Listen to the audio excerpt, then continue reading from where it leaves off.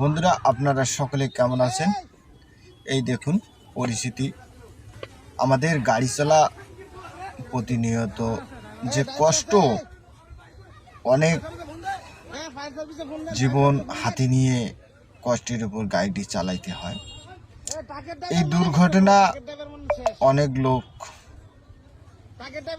নিহত হয়েছেন এবং ড্রাইভার সহ মৃত্যু হয়ে গেছেন।